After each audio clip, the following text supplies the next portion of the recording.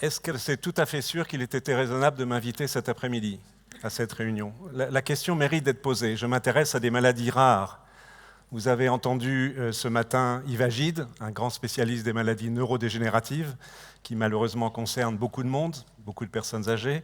Vous avez entendu Thomas Thurs, un grand spécialiste du cancer, maladie éminemment fréquente. Vous avez entendu tout à l'heure, parmi d'autres, Gilles Montalesco, spécialiste des maladies cardiovasculaires éminemment fréquentes. Je m'occupe de maladies extrêmement rares. Les maladies rares sont des maladies qui touchent par définition moins d'une personne sur 2000. À vrai dire, celles auxquelles je m'intéresse, qui concernent le système immunitaire, qu'on appelle les déficits immunitaires, concernent souvent moins d'une personne sur 10 000.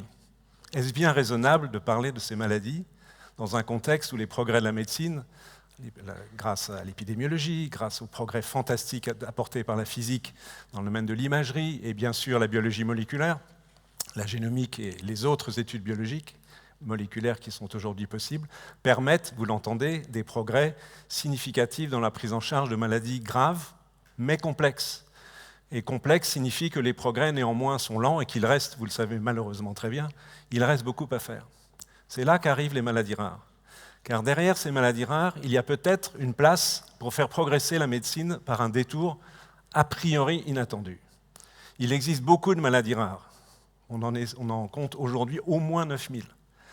Collectivement, il faut savoir qu'elles touchent néanmoins environ, chaque année, 20 000 enfants qui naissent sur les 800 ou 850 000 en France, et donc qui vont développer tôt ou tard dans leur vie des maladies comme des maladies musculaires, des maladies du cerveau, du rein, de tous les organes.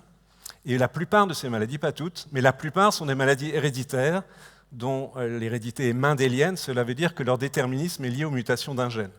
Donc un gène, parmi les 25 000 environ que nous avons, 22 000, a une mutation, et cette mutation, en première approximation, est responsable de la maladie qui peut être donc dramatique, responsable de décès précoces ou responsable d'handicap tout au long de la vie. Faut-il s'intéresser à ces maladies? La raison est certainement oui, il y a une nécessité, mais il y a aussi une opportunité. La nécessité, c'est que ces malades, ces nombreux malades, finalement, 2 à 3 % de la population, sont face à des situations difficiles, où très souvent même, on ne sait pas diagnostiquer leur maladie, parce qu'on ne les connaît pas. A fortiori, on ne sait pas les traiter, donc il y a beaucoup à faire. C'est la nécessité.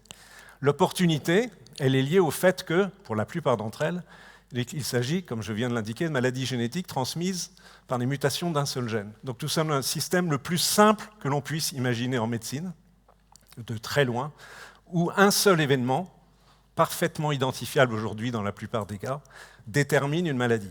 Il m'est arrivé une fois, je raconte très brièvement une anecdote, où j'appliquais pour obtenir de l'argent de la communauté européenne. On m'a demandé « pourquoi vous travaillez sur les maladies rares ?» Je lui ai dit « parce que ce sont des maladies simples, donc nous avons beaucoup de chances d'arriver plus vite que pour des pathologies complexes, celles dont on vous a parlé, qui sont plus fréquentes, à un résultat. » Et ceci peut être exact, je vais essayer de vous le dire dans les quelques 3 minutes qui me restent. En effet, identifier les mutations responsables des maladies est aujourd'hui affaire relativement simple pour ces maladies-là, monogéniques ou une seule cause, grâce aux outils modernes de la génomique. Ainsi, nous connaissons aujourd'hui très précisément les mécanismes moléculaires génétiques responsables de plus de 3000 maladies. C'est considérable, des maladies du sang, du rein, de l'intestin, etc., etc. Ceci est important parce que ça permet de nommer les maladies, les familles sont sensibles, même si ça ne suffit pas, ça permet de les diagnostiquer, ça permet de les prévenir, permettant pour les maladies graves le conseil génétique, et dans quelques cas, cela permet de les dépister, et dans quelques cas rares, je vais y revenir, de les traiter. Donc ceci est une première justification. La deuxième justification, c'est qu'à chaque fois que nous sommes capables de relier une maladie, donc une expression clinique, un phénotype comme nous disons, et un gène, et le produit de ce gène, une molécule, une protéine en règle, pas toujours, mais en règle, nous apportons une brique supplémentaire du gigantesque et bien complexe pulse de notre système biologique. Donc, cas par cas, évidemment, ce sont des petits progrès, mais nous acquérons des connaissances qui sont utiles à comprendre l'ensemble de notre organisme. Il y a de nombreux exemples. On comprend mieux aujourd'hui comment les urines sont filtrées dans le rein, comment les mécanismes de la vision, comment les photons sont transformés en énergie électrique permettant au cerveau de capter les signaux nécessaires à la vision, etc., etc., ont progressé grâce à la connaissance des maladies génétiques.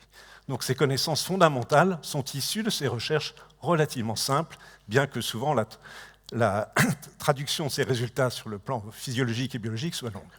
Troisième élément, c'est le fait que ces maladies peuvent représenter ce qu'on appelle des phénotypes extrêmes, c'est-à-dire l'expression maximale, très précoce, très grave, malheureusement, de maladies beaucoup plus communes. Ça veut dire que des personnes beaucoup plus jeunes qu'habituellement développent une maladie d'Alzheimer très spéciale, c'est très rare, mais qui est une maladie héréditaire, et que l'étude de ce type de maladie, ou des formes très sévères de pathologie cardiaque, peut permettre de contribuer à la compréhension de maladies plus communes et sévères à l'âge adulte, et déboucher sur des traitements. Il y a aujourd'hui quelques exemples où l'étude de maladies rares, je vais en citer qu'un seul pour ne pas être trop long, a débouché sur un traitement pour une maladie commune, les maladies cardiovasculaires. Il y a une protéine dont le nom est épouvantable, PCSK9, qui est une enzyme qui régule, qui détruit, donc s'il y en a beaucoup, elle détruit beaucoup, le récepteur du mauvais cholestérol. Donc si on a trop de cette activité, on va avoir trop de mauvais cholestérol et donc un risque de maladie cardiovasculaire.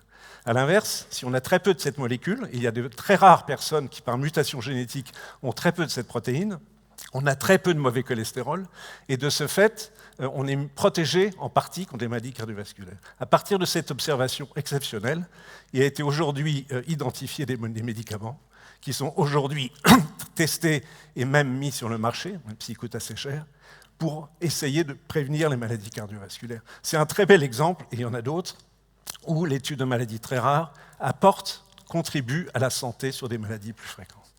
Et je terminerai très brièvement, parce qu'il ne me reste que 20 secondes, sur le fait que c'est aussi dans ce contexte que de nouvelles thérapeutiques sont apparues. Dans mon domaine, maladies du sang et du système immunitaire, la greffe de moelle osseuse, il y a 50 ans, a été développée aux États-Unis pour traiter des maladies très rares du système immunitaire. Aujourd'hui, elle concerne des dizaines de milliers de personnes de par le monde qui sont traitées efficacement pour des leucémies ou d'autres maladies. Et depuis 15 ans, le même principe, peut-être, on n'en est pas encore là, on n'en est qu'au premier pas, s'applique au développement de la thérapie génique, qui est né dans l'étude de maladies très rares du système immunitaire et qui aujourd'hui, progressivement, voit son champ étendu à d'autres maladies génétiques et même à certaines formes de cancer. Donc j'espère ainsi vous avoir convaincu, peut-être était-il utile de m'inviter, parce que l'étude des maladies rares contribue aussi plus largement à la santé. Je vous remercie.